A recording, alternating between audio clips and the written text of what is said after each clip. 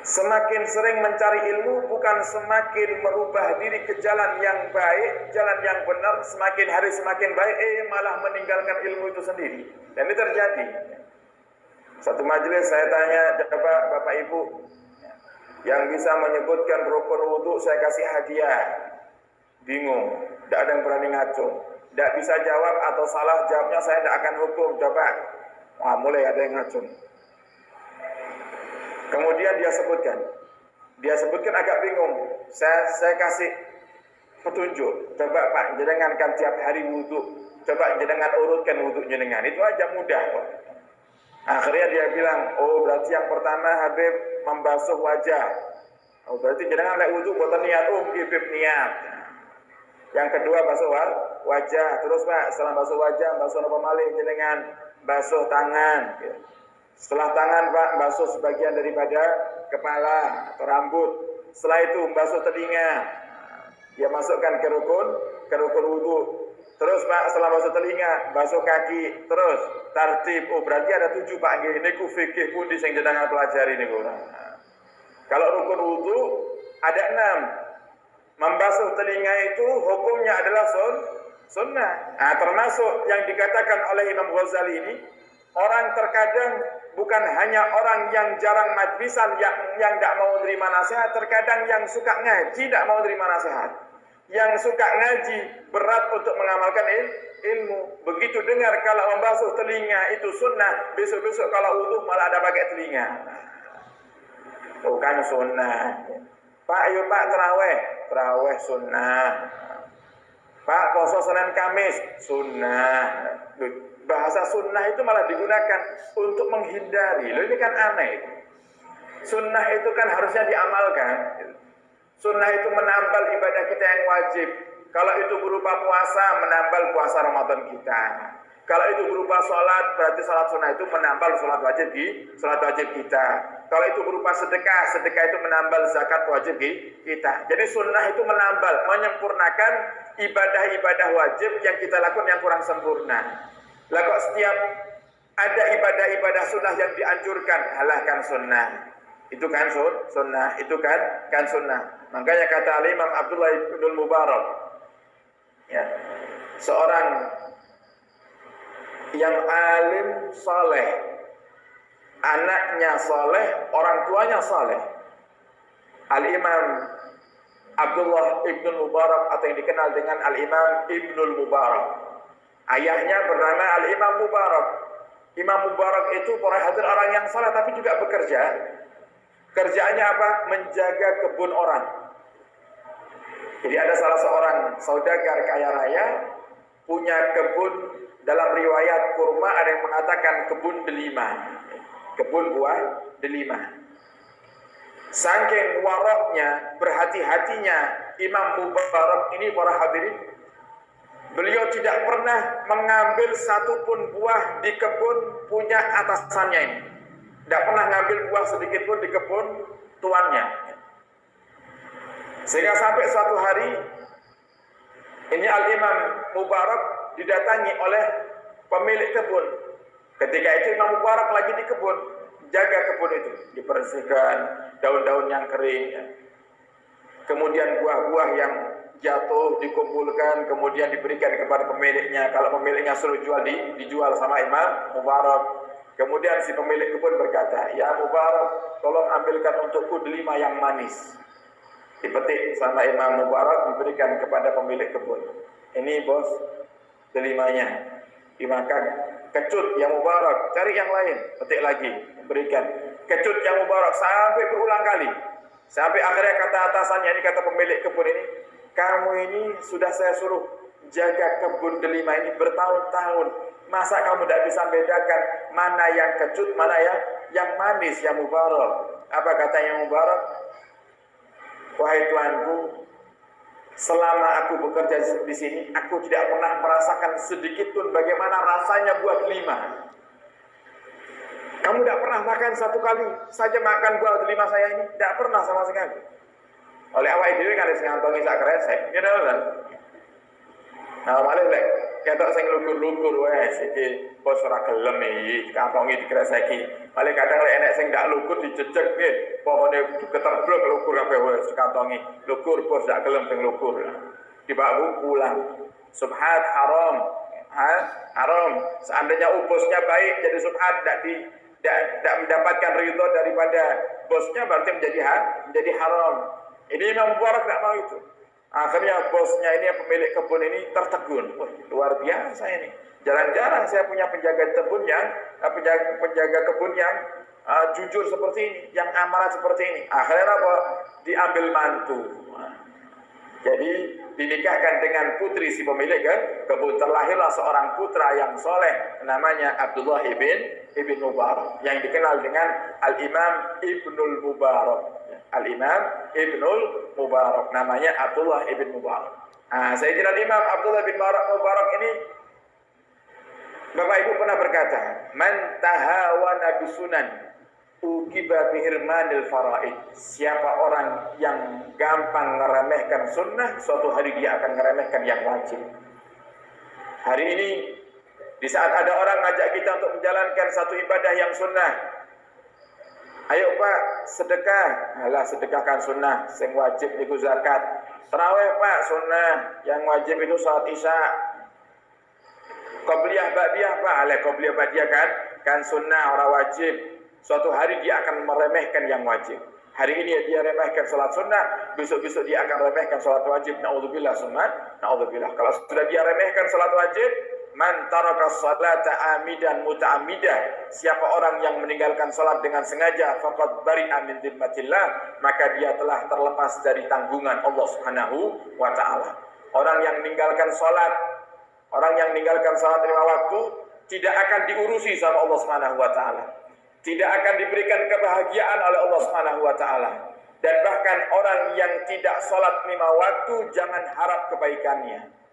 Tidak akan pernah bisa jujur, tidak akan pernah bisa amanat. Oleh karenanya para ulama selalu dawuh, kalau jenengan kepingin memperkerjakan orang, keperhatikan salatnya. Karena kalau sudah dia salatnya baik, sungguh-sungguh salatnya, beribadahnya sama Allah baik, insya Allah masih bisa diharapkan kejujurannya.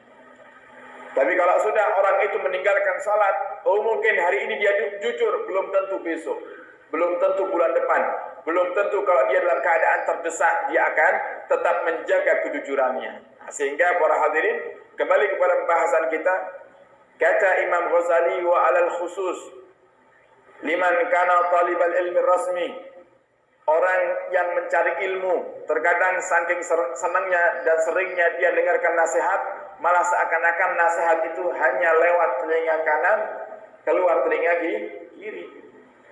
Dan ini terkhusus kepada para ustadz, para dai. Penyakitnya ustadz dan dai itu mau ngomong tapi tidak mau dengarkan. Nah, itu yang repot.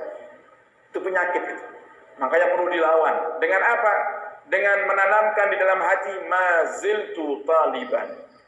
Sebagaimana dinasihatkan oleh beliau Abu Yazid Muhammad bin Alawi Al-Maliki, maziltu taliban. Selalu hadirkan dalam hati kalian, wahai para santri, maziltu taliban, aku tetap santri.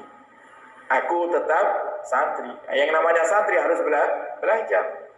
Dengarkan nasihat dari guru-gurunya. Mau dia sudah lulus dari pondok pesantren, tetap harus sambung dengan guru-gurunya. Dengarkan ceramahnya guru, apalagi sekarang. Mereka yang alumni-alumninya jauh dari pondok pesantren, rumahnya jauh dari tempat dia mondok, sekarang sudah ada media sosial. Bisa dia belajar kepada guru-gurunya melalui media sosial pondok pesantrennya. Tujuannya untuk apa? Yang pertama, di samping ilmu itu memang wajib dipelajari oleh siapapun, mau dia orang yang sudah digelari ustadz oleh masyarakat, atau dia seorang yang baru belajar, berhijrah ke jalan yang benar, semuanya wajib untuk belajar ilmu. Nah, sehingga itu sebagai kewajiban. Yang kedua, untuk melatih hati supaya tidak sombong. Kalau sudah kebanyakan nasihat, kebanyakan tausiah, tapi tidak pernah dengarkan tausiah, dikhawatirkan hatinya akan menjadi sombong. Kalau ditegur sama orang, diingatkan sama istrinya, diingatkan oleh orang-orang terdekatnya, malah tidak terima. Nah, ini penyakit. Kalau sudah ada kesombongan dalam hati kita, maka Nabi sudah katakan dalam hadisnya, "Man kana fi qalbihi mithqala dzarratin min kibr, falyatabawwa maq'adahu minan nar." Siapa orang yang Nabi, siapa orang yang di dalam hatinya ada sekecil biji darah kesombongan, maka tempatnya adalah neraka. Naudzubillah summa naudzubillah. Fa innahu yahsabu anna al-ilma al-mujarrad lahu sayakunu najatuhu wa khalasuhu, dan bahkan ada orang itu yang tidak mau mendengarkan tentang ilmu agama. Ini juga banyak terjadi di masyarakat kita. Kalau urusan belajar ilmu dunia paling semangat.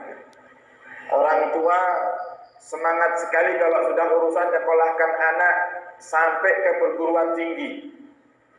Pokok anak bisa lulus menjadi seorang dokter, orang tua rela untuk hutang sana sini.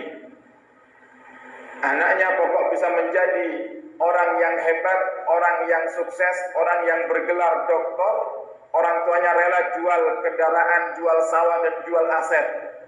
Tapi terkadang untuk masukkan anak ke TPQ, masukkan anak ke Madi, cuman dimintai uang bulanan 50.000, 100.000, mikirnya beribu-ribu kali. Giliran nanti sama ustadz-ustadzahnya disampaikan informasi kalau mulai awal bulan ini uang syahriah atau uang SPP Bapak Ibu naik 10.000. Oh, itu pada komplain semuanya. Loh, kok naik ustadzah? Masa 50.000 kurang ustadzah? Ini naik lagi jadi 60.000. Wah, ini kalau gini lama-lama saya tarik aja anak saya. Tapi kalau sudah tempat kuliahnya anak memberikan informasi, Pak, Ibu, Bapak, Ibu, wali mahasiswa atau wali murid di tempat diinformasikan dari pihak universitas bahwasanya uang semester tahun ini naik 500.000. Wah, nyantai lawan.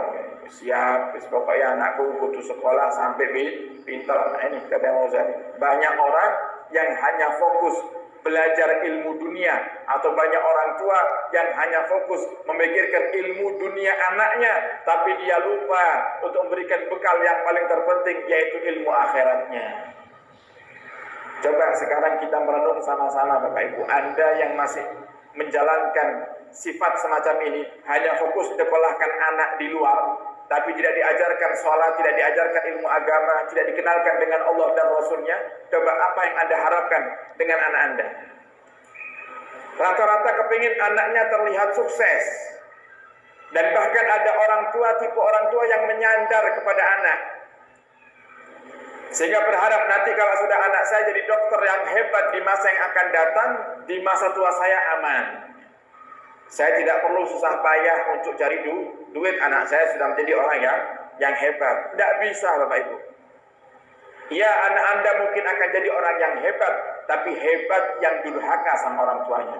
Buat apa? Anak kita pintar dalam bidang ilmu dunia, pintar kedokteran, tapi ternyata dia durhaka sama kita. Menyakitkan, lebih menyakitkan itu. Kenapa Anda sudah rela jual mobil, Anda rela jual sawah, bahkan Anda rela berhutang demi anaknya agar bisa lulus kuliah dengan baik, giliran sudah menjadi dokter yang hebat, dokter yang viral, terkenal, lupa sama orang tuanya. Lebih sakit hatinya itu. Tapi kalau anak Anda ingin Anda jadikan dokter yang hebat, boleh. Saya tidak melarang. Dan bahkan selalu disampaikan oleh para ulama, pondok pesantren itu tidak hanya identik setiap alumninya harus menjadi seorang ustadz. Tidak. Ada banyak alumni-alumni tempat saya belajar, ada yang menjadi hakim, ada yang menjadi polisi juga ada alumni pondok pesantren tempat saya belajar. Ada yang menjadi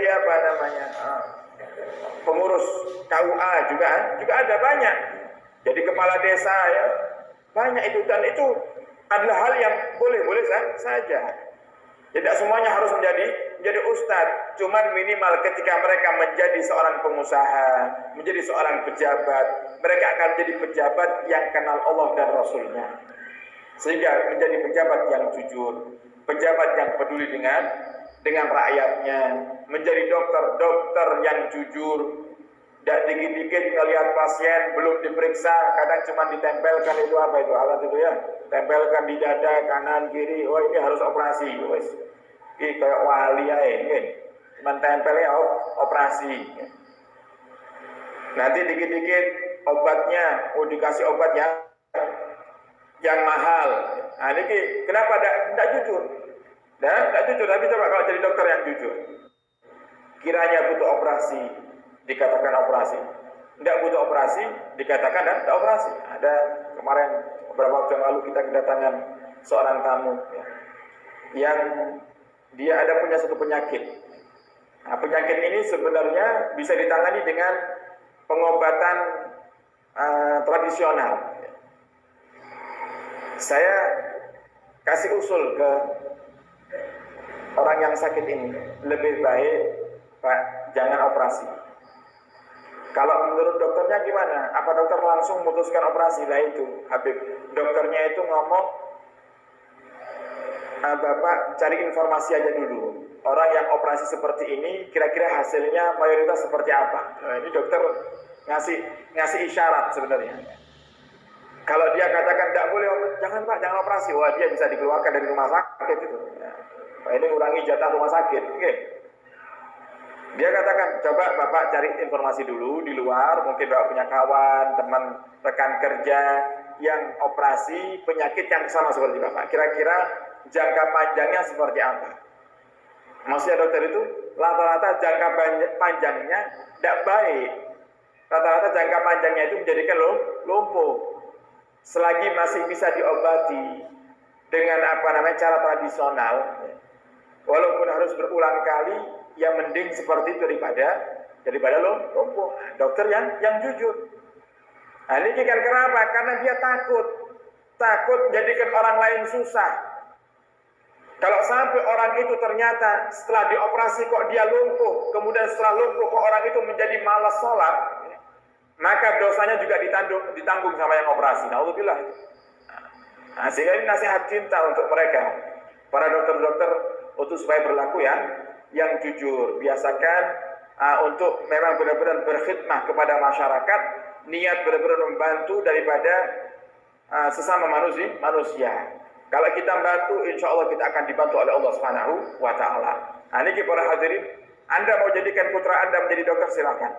Mau jadikan anak Anda menjadi pembisnis yang hebat, silakan. Tapi kenalkan Allah dan Rasulnya. Baru Anda akan rasakan gimana punya seorang anak yang berbakti kepada kedua orang tuanya, berbuat baik kepada orang tuanya. Nah, saya jangan hanya mengejar ilmu dunia saja. Boleh dipelajari sehebat mungkin, boleh.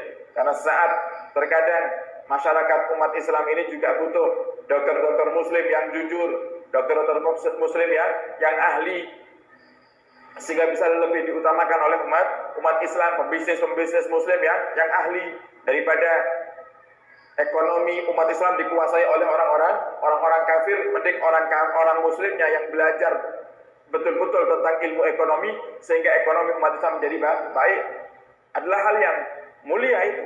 Tapi harus kenal Allah, kenal Rasul, supaya tidak menipu dalam berbisnis, tidak mengambil hak orang lain di saat bekerja. Ini yang disampaikan oleh Al-Imam Al-Ghazali. Sehingga mari para hadirin, kita sadari bahwasannya setiap nasihat yang kita dengar, ayo kita pelan-pelan mencoba untuk mengamalkannya. Tadi Imam Ghazali menasihati kita, pangkas kesombongan. Jangan sampai kita menjadi orang yang hanya mendengar nasihat dari telinga kanan keluar telinga kiri. Sudah kita tahu hukum itu adalah haram, ya sudah tinggalkan. Kalau kita tahu itu dilarang, tinggalkan.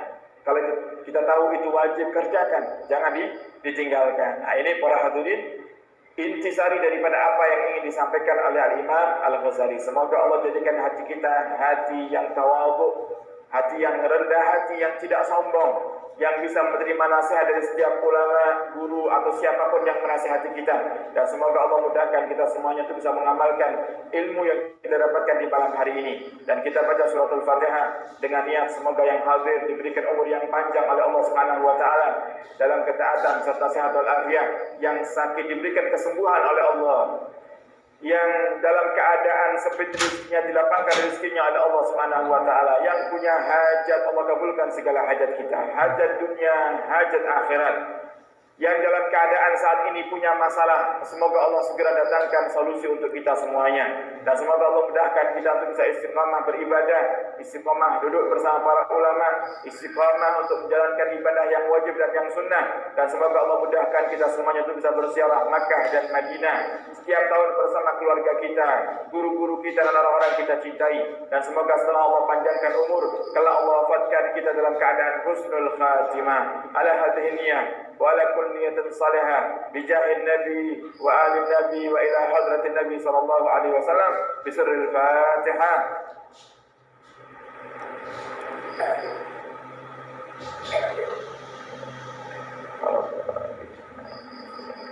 Dan mohon barokah Fatihah para hadirin. Nah, saat ini Majelis Asyifa punya beberapa tanggungan. Di antaranya adalah pelunasan tanah yang ini sedang mendekati waktu-waktu untuk melunasi. Dan kekurangan tanah yang belum tercukupi, biaya tanah yang belum tercukupi adalah 82 juta. 82 juta, insya Allah saya yakin dengan berkahnya doa-doa panjenengan dalam waktu dekat Allah akan sempurnakan kekurangan pelunasan pembebasan tanah wakaf Majelis Asyifa. Mohon Fatihah dari panjenengan sedaya, semoga dengan berkah Fatihah ini Allah kirimkan pejuang-pejuang ikhlas ahli surga untuk mencukupinya. Ala hadhihi niyah wa ala kulli salihah bi jahin nabi wa ala bila hadratin nabi sallallahu alaihi wasallam. Fatihah.